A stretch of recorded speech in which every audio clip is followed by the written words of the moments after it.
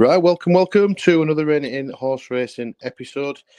Unfortunately, just the two of us tonight on this episode. You've got myself and the King of Roll-Ups, who's currently watching the Christmas #1 market on Betfair like a hawk. Bo, welcome, sir. Thank you very much. Yes, I am watching the Betfair Exchange very closely daily. We're getting a bit closer, so it will be announced on the 20th of December for anyone that has had a bet on it. And yep, Wham have been smashed in the betting. So yep, pleased to see that. Just for those that don't know what we're talking about, in our first National Anti-Post series, Bo did put up Wham as the Christmas #1 in a roll-up bet, which drew quite a few laughters, but there's only one person laughing now, Bo, and that's obviously you all the way to the bank, hopefully. Well, hopefully, but not quite there yet. I thought it was a two-horse race, but now Mariah Carey has entered the race, so, we never know yet. Sod Mariah, I think you say, but we'll see what happens. But yeah, obviously back on with another review of the racing last weekend, which was quite good racing, to be fair. Lots to discuss and lots to talk about. It does seem like now each weekend it is providing some more information, some more clues for the season ahead. So we'll get straight into it. Because like I said, we have got a lot to discuss. Before we sort of get into the Saturday Sunday cards, which were quite heavily stacked, just want to touch on Friday's Sandown card. I think we did see two good performances in Bill Joyce for the O'Neills and handstands for the Ben Pauling yard. I won't mention or go into it too much about the whole Turner's Chase debate because that's my views on that. Handstands looked impressive to me. I thought he jumped well. He ran all the way to the line, and I think, to be honest, he was probably.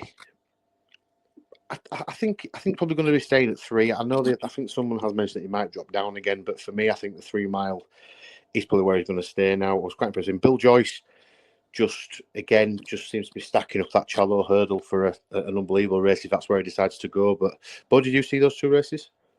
Yeah, I did. I thought, just on handstands, firstly, I thought that is probably as good a novice jumping display you're likely to see, particularly at this time of year.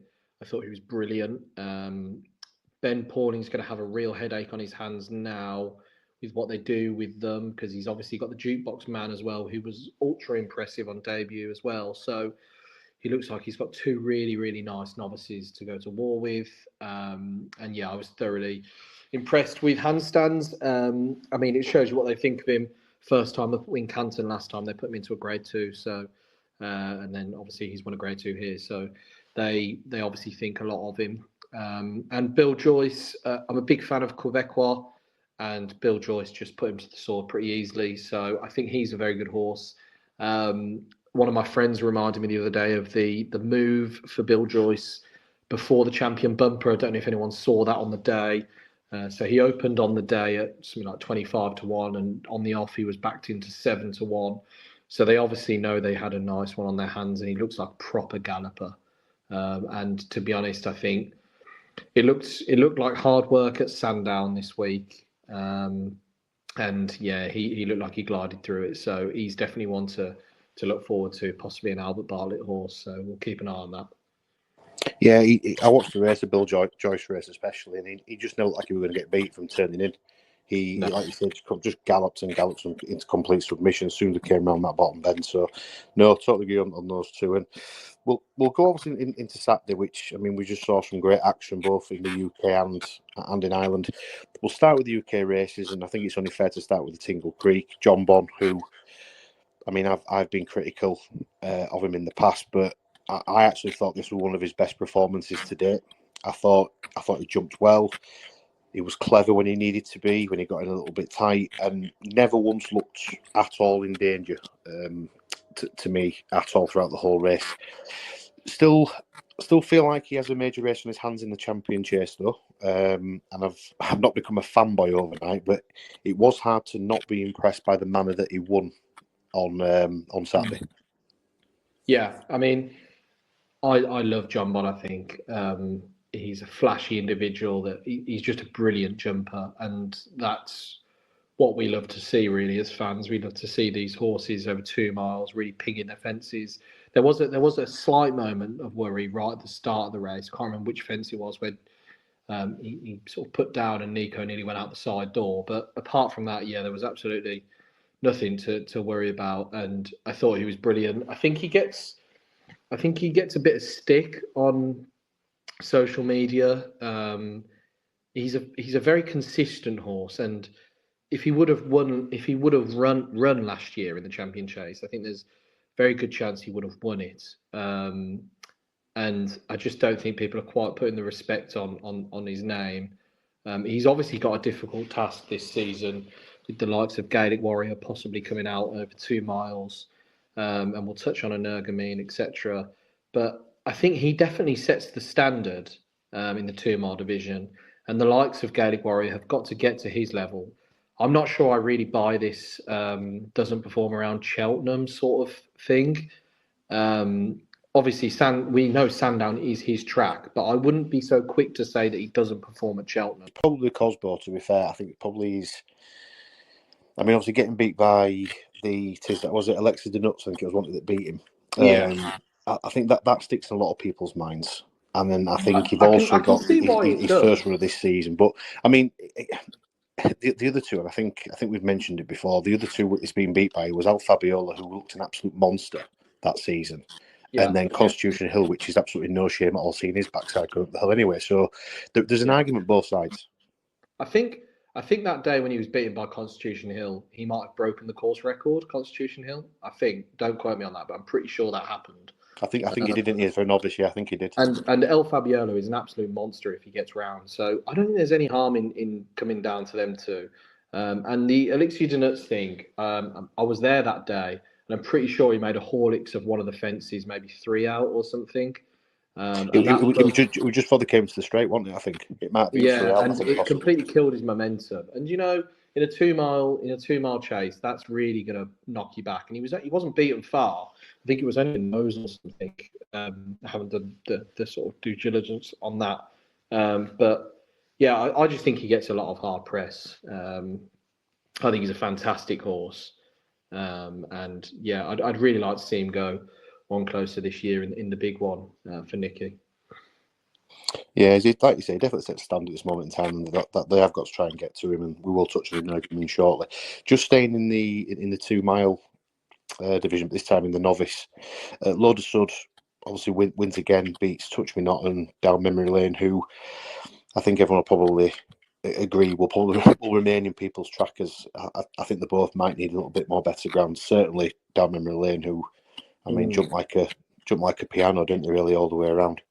Is L'EAU de Sud, in your eyes, I mean, is he now a real contender for the ARKLE? I mean, it was only 3 seconds slower than Tingle Creek, so I mean, for the time guys that are amongst us that are out there, that sort of holds up.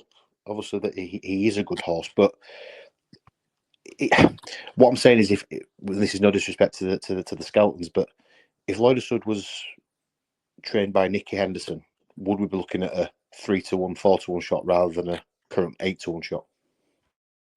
Yeah, possibly, but that's probably because Nicky's been there and done it, and deserves that respect. Possibly, I wasn't particularly taken by L'EAU de Sud.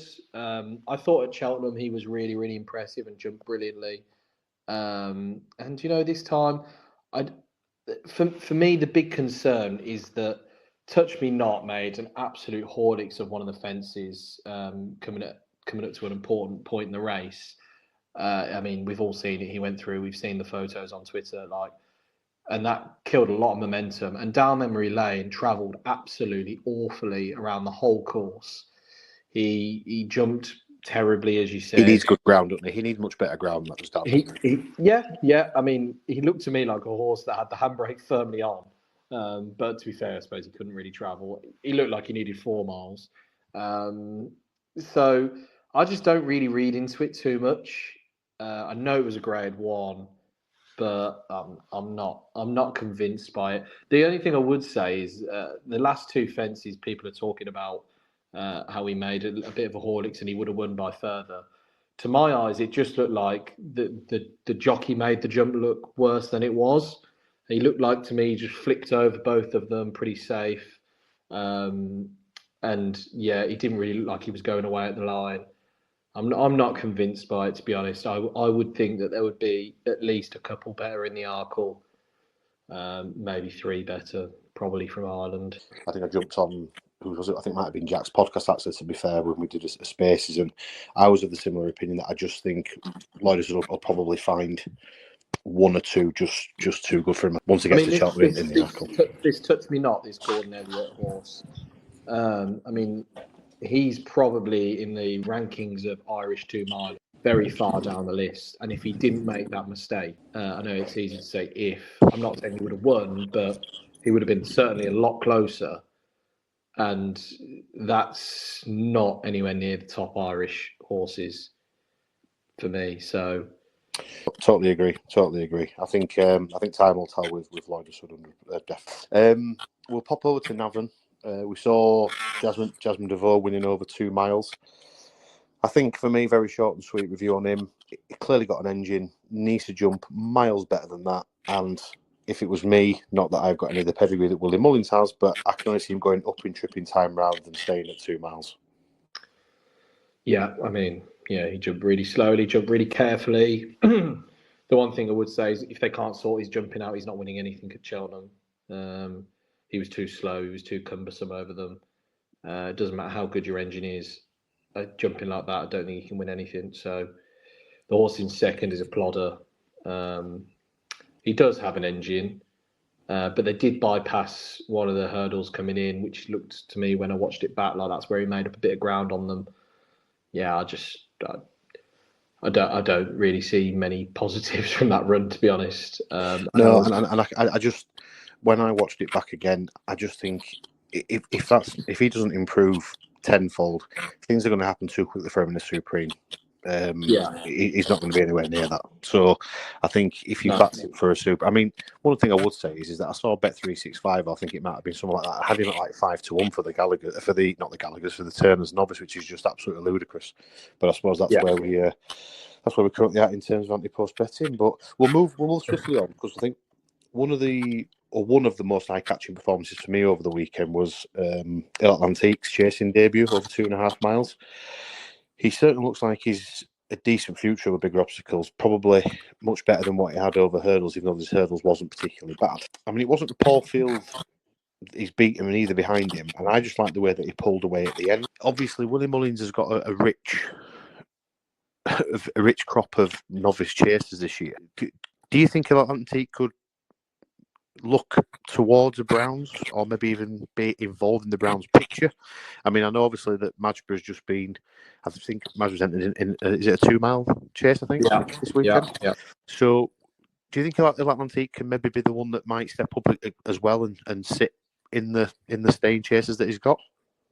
Yeah, very possibly. I mean, I've always been a bit suspect about him being weak in a finish. But the talk is that he's grown and he's bigger and he's stronger this year.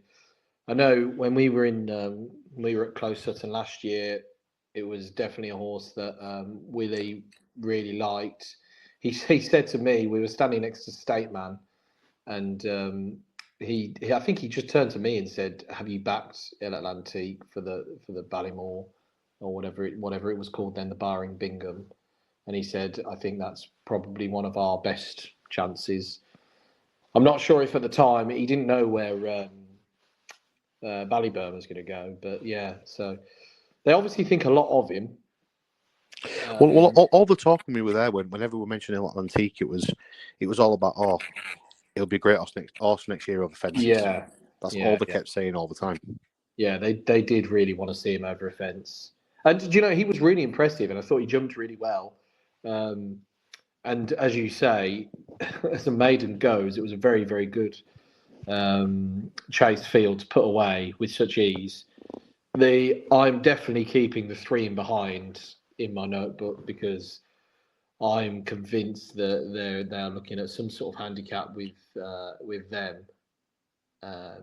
So Waterford Whispers especially. Yeah, and that Elliott horse as well. What's Up Darling? I think there's something going on with them 3, so I definitely put them in your tracker. See what's happening there, if they can get them out quickly again. But yeah, I mean, Atlantique was really impressive. He's a difficult one to pinpoint where he's going to go to Cheltenham now with the Turners not being there. I would have thought that would have been his perfect race. Don't get me started. Can he go to an ARKLE and just dominate from the front? Maybe. A bit like an Energumene sort of style, just bomb out from the front and grind everything into submission. That might be possible, but we'll see where he goes next. There's talk of him going to the Limerick race, which is over 2.6 in sort of deep ground. So if he goes there and performs well, then definitely he's looking like a Browns candidate.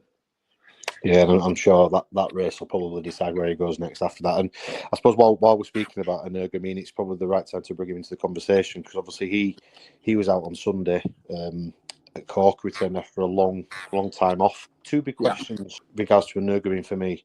Would Banbridge have won if he'd have stayed up? Who I think when I looked at it, he was probably running a career best was Banbridge in ground that I absolutely detested.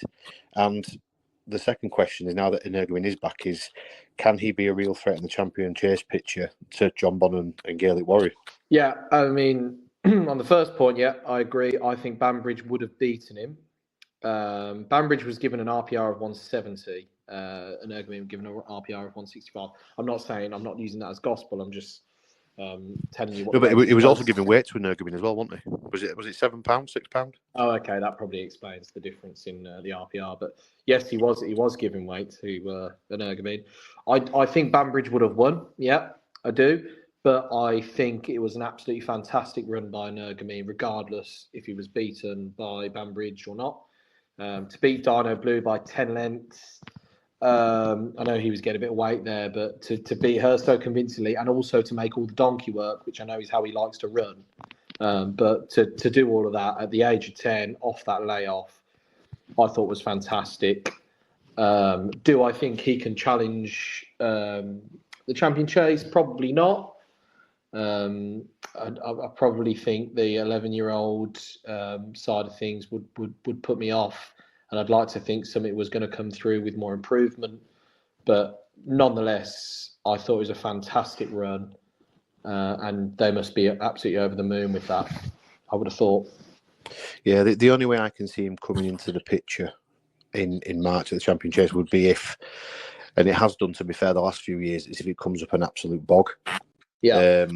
I mean, I was there the year that he beat Captain Guinness. I think Captain Guinness was second, I think, and he didn't even come out of second gear. And obviously the ground had a lot to do with that. I think he seems to relish that type of ground. So the only thing I would think about that is, now that Gaelic Warrior's on the scene, I think that the wetter it is in the champion chase, I think probably the better chance Gaelic Warrior has, because I think he's... I agree. I don't think he's a 2-miler. I think he's a stayer. He could win a champion chase, absolutely, if it comes up soft or worse than soft. I think he's got an outstanding chance in a champion chase. So, yeah. And then just to really put the cat amongst the pigeons, you've got Banbridge, who we all are under the impression that can only run on good ground, and then puts in a performance like that, which, I mean, for me, if I'm taking anything out of the race, I'm probably taking Banbridge, even though he's unseated after the last. But when you watch it again back, for those that want to do, Energumene does jump quite out to his right as well, which probably puts Banbridge off a little bit, hence the unseating. Yeah, I don't think he would have. I mean, it's easy to say, but I don't think he would have gone down without that happening. To be honest, if you watch it the head on, Paul Towner really does go across him, and it does kind of cut Banbridge up, and I think that's where the unseat comes from. But the ground wasn't that bad that day. It was yielding, which is what sort of, in Irish terms, good to soft. Yeah, so it'll be interesting to see what they do with Banbridge next. I think they're talking about the King George, I think. I'd fully expect if they were to have a tilt at a King George, he's got to be a bit of a player or an outside player for Ryanair, for me, based on that performance, and like I said, depending on what he does in the King George. Because I mean, again, something else we've spoken about, but I don't think the Ryanair is going to be a particularly strong field. Well, we could be in a position where, I know Jack tipped up Corbett's Cross for the Ryanair. We could be in a position where we get Corbett's Cross, Banbridge, and Gaelic Warrior all in the Ryanair, and then it would look a good race, wouldn't it? Hopefully, but I hope it is for you, mate. I hope it is for you. I'm going to keep clinging to that. Listen, mate, do it. You've got to cling on to it. I don't blame you. And then for me, well, probably the most eye-catching performance of the weekend came in the mares chase, and the Gavin Cromwell trained only by night. I thought she was hugely impressive, and I think she must be a big player in the mares chasing division this season. I mean, she's now 2 for 2 over fences. She literally did not come off the bridle at all. I mean, I know sometimes people say that and they'll watch it back and there's a little bit of a push and a shove, but Sean Flanagan literally just did not move on. He was like he was flying one of his planes, and it just went. And literally, I mean, I couldn't have been more impressive, and I'm looking forward to seeing her now against some of the more well-established mares, shall we say, some of the chases now, either that's over Christmas or New Year's Day. I think there's a New Year's Day race at is it Punchestown possibly? But I mean, I don't know what you thought, but for me, it puts the film in the picture for all the big mares chases now. Well, I'd probably sit on the other side of the table, to be honest. She was impressive in this performance. Don't disagree at all. But I think it's a long way off. I mean, I've seen a lot of people raving about her being the mare's chase winner and stuff, but I think it's a long way off that. She beat Nara, the Henry de Bromhead horse. They're all novices. I know she was giving Nara weight, but Nara is like a 4-year-old, so you know. And I just think it's a long way off the form of Limerick Lace. I mean, Dino Blue. But don't get me wrong. I'm not saying she should be favourite, but I think it certainly puts her in the picture now when these mares chases now that we are going to see over the next couple of months. She certainly deserves a chance at that. Yeah, she absolutely deserves a chance at it. But you know, she's a mare. She's over fences. There's not many other races she's going to go to. I think that she's a long way off it. I think Limerick Lace is a Cromwell horse. I'm pretty sure she would sort of swat her aside pretty easily.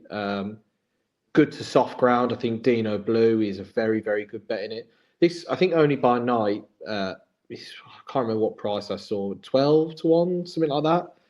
I think it's a massive ask. Have you seen her novice hurdle form? It's pretty crap. Yeah, she was only rated. Was it 125? I think over hurdles 126. Yeah, I mean she bumped into some of the sort of top Irish novice hurdles, the mares, and was pretty embarrassed. So I just think it's a big ask, and I think people are expecting a lot there. I don't think people are quite respecting the jumping class to the likes of a Limerick Lace and a Dino Blue there. So. Well, we'll see. I mean, Dino Blue, I mean, you want to talk about that. She was 10 lengths behind an Ergamine, giving an Ergamine weight. He's a 2-time champion chase winner. Do you know what I mean? Like, to me, that's much, much better form.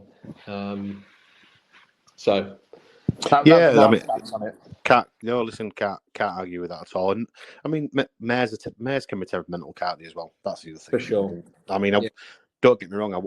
I'm not saying for anybody to go run and put an anti-post bit on any mare, because I think I've only ever done it once in my life, but you are gambling on the mare throughout the whole season. I mean, without sounding daft, I mean, they can come into season at any point, and that's including people like Lossiemouth, who's champion hurdle favourite.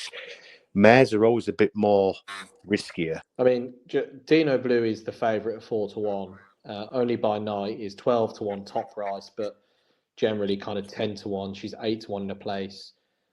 I just think at them odds, I mean, that's pretty ridiculous, but you know. Yeah, no, listen, I won't put her at 12 to 1, but I do think she's definitely worth a chance in them races to try and prove herself. And I think from what you saw over the weekend, there's clearly a lot left under the, well, you'd expect more left under the bonnet. Yeah, you'd expect improvement there, sure, yeah. So we'll have to see. And then move on to Tuesday at Punchestown. We saw, obviously, a horse that you've got a big interest in, both. Obviously, the Clint Brown's favourite, Dancing City. Did everything right to win the beginner's chase. I thought it was a rock-solid performance. I've got nothing negative to say at all. I think Paul gave a good report afterwards as well. There's probably more that he's left to work on a little bit. Looked good at his fences. I mean, for you, obviously, you've backed him for the Browns. You must be happy with that. Yeah, I was. I was mostly looking to see how he jumped, and I thought his jumping was brilliant. The guys at Racing IQ put out that he made up 10 or so lengths throughout his jumping. So I thought he was brilliant. He had a good old blow, didn't he? I mean, he didn't beat them by that far. I think that was probably because he got a bit tired. Let's not forget Factor File was beaten first time out last season. So, it can happen. Well, don't also forget, though, as well, I mean, Dancing City didn't have the best start to his hurdles career either. I think he finished fifth, I think, on his debut. So he clearly gets better as the season goes on. And I think all Willie's horses will improve for the run. Yeah, I think so. So, yeah, I was pleased with it. Stiffer tasks away. I thought it was a pretty good beginner's chase, to be honest. I liked your angle on Shannon Royale, which I'm not sure if you're going to let the people know about, or if you're going to keep that. Yeah, no. We can say it now. I was just mentioning in our sort of like WhatsApp group that we've got that I think Shannon Royale might be one to watch out for in the National Hunt Chase. I think come the end of the season. I thought it was a good performance back in second, and I think Paul Tarrant did mention it afterwards that not saying that Dancing City idled as such, but I think he was sort of couldn't really hear many horses, and as soon as he heard the other horse, it sort of went away again. So I don't think he was ever in trouble. But Shannon Royale, I thought, ran a really good race, and like you just said there, I think all of them probably deserve to be in trackers. I mean, even Olympic Man, who finished fourth, sorry, he ran a good race. I mean, he absolutely. I mean, Danny Mullins, I don't know how he stayed on him. Was it the fourth last? Yeah. It was a horror jump, wasn't it? Oh, 100%. But I think there's a couple of horses from that racing behind to definitely keep an eye on going forward. Yeah, I just looking at Shannon Royale's form, and he beat Tully Hill, who went sent off 1-8 by 24 lengths over hurdles. His maiden hurdle.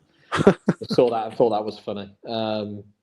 So yeah, I like the view in that, and I think the horses in behind are decent horses. That Mossy Fen Park didn't look like he jumped great. So I think he probably did well to finish so close, but I'd probably need to watch it back to scrutinise that. But yeah, Dancing City, I thought did exactly what you wanted to see first time out. You just want to see him jump a fence, and he definitely did that. So yeah, spot on. And obviously that's sort of like the review. Is there anything for the week ahead before we finish? Anything that you're looking for from this weekend? Any horse that's caught the eye? So yeah, I mean, coming up at the weekend, we've got racing at Cheltenham, which is fantastic. Always love seeing that. So I'm quite interested in the cross country there. The cross country at Cheltenham in March has changed to a handicap, as most people will know. So these sort of races are quite important to watch. This French horse that's coming over, Isio Madric, I do quite like the look of. The trainers spoken about him in the same sort of vein as, or Isio Madric being in the same sort of vein as Easysland, who obviously won the handicap and then won the cross country in March pretty impressively 1 year. So I'm looking forward to seeing him. He's out of the handicap, but I'm hoping that he can produce the goods. And he's 12-1 for the one in March. I'm not saying it's a good price, but I have taken it, which I know is really embarrassing to admit. But yeah, I think it'll be interesting to see how it goes. He's got I don't know if you've looked at this horse, Craig, but he was with David Pipe for a little while, and he was with David Pipe for 5 runs, and he was pulled up 4 times. The English form really isn't very good, but then he won both his starts over in France. One of them, he gave a 100-metre start to the rest of the field, and he still managed to win. So I'd urge anyone to go back and watch that last run if they haven't seen it. It's pretty freakish. Yeah, no, to be honest with you, prior to you mentioning it, pardon my ignorance, I hadn't even looked at it. But yeah, since you mentioned it, I've had a look back, and yeah, it's bizarre. It's just like he just didn't seem like England. It's mad. I mean, it really is absolutely dross form, isn't it? When he was over with David Pipe, it is terrible. But then I think is it David Cotton now? I think it is. David Cotton. The one thing I would say about when he ran in the Ultima off something like 140, but he was a very young horse. I think he was only 5, and obviously he was only newly 5 because of March to January time. So yeah, he was a very young horse, and now he's 6, and maybe he's strengthened up a bit. So he was running in these big handicaps at such a young age, carrying a decent amount of weight. So yeah, but Interesting. We'll see how it goes on Friday. I say you're probably not looking at to win this weekend, or if it does win, not by much, because like you've mentioned, the cross country now is obviously a handicap as well. So you probably wanted to come over, have a decent spin round, get used to it a little bit, and then probably finish 5th or 6th. I think with his rating, he'll probably need to win to get in, to be honest. But because he's only rated something like 122, so maybe a cozy 2-length win would be nice. That'd be what we'd be hoping for. And also just on Friday as well, I think Caldwell Potter versus Django Bay versus Springwell Bay, the Battle of the Bays. Looking forward to that. 2.5 miles at Cheltenham. Caldwell Potter stepping up from his Carlisle run in trip, giving Django Bay weight. I'm looking forward to that. Django Bay was one I backed in the Ballymore last year. Obviously, I don't think he ran. So I'm looking forward to seeing that. That should be a great race. I'll say it again, boy. If only there was a Turners there. If only there was a Turners, but there you go. For me, the horse running on Friday at Cork, Quelle Histoire, I think that's how you say it. Mark Walsh on board for Willie Mullins. Now, he's a horse that we put up in our horses to follow for this season. €200,000 purchase for JP McManus after he won a 1 mile 4 furlong race at Saint Brieuc. Now, what I'll do is I'll put the race up on our socials so you can see it as well. Because I know a lot of people don't get to see much of the French stuff, but it was outpaced massively and then just stormed home, and he won it by about 3 to 4 lengths quite easily in the end. But the key bit of form this is that the second place horse has come out since and won 3 times, and the 4th and 5th have also won 2. So not only do I think he'll be a good bet for Friday, he's currently 50 to 1 with Bet365 for the Supreme, which, as things stand, I think is a bit crazy when we consider there's no real horse that's grabbed that race by its scruff at neck yet. I think Salvatore Mundi's still like the anti-post favorite, but he's still available at like 10 to 1, which, to say that we've currently sat in December and we've got a 10 to 1 anti-post faff at Supreme seems quite crazy.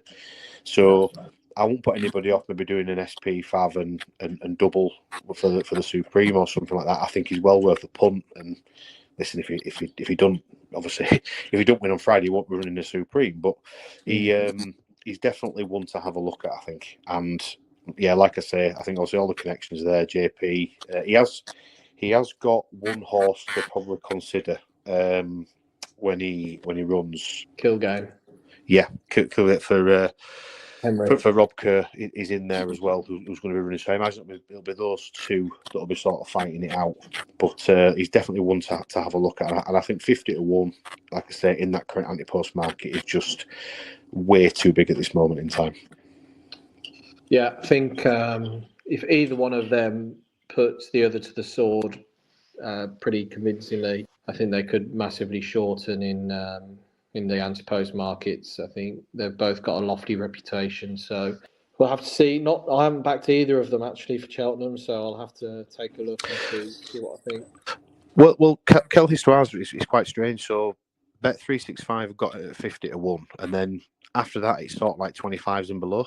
So whether Bet365 just haven't obviously jumped on that yet, I'm not too sure, but they probably will want to see a little bit of money onto it. So if we take this, jump on it while you can with that one. But yeah, right. Well, Bo, been a pleasure as always. Happy punting at the weekend with your roll-ups, etc. like that. Let's all make sure that Wham still keeps selling singles. Well, let's all keep streaming it. Yeah, that's the one. We'll also be back on Monday with our National Anti-Post Series episode 2.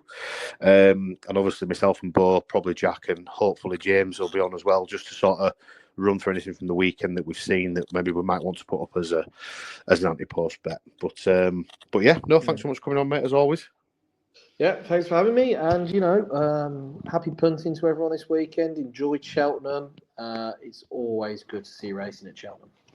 Yeah, 100%. And guys, make sure obviously that you're following us or subscribing on YouTube. And obviously, like I say, we are now on Apple Podcasts. So fingers crossed you are on there listening now.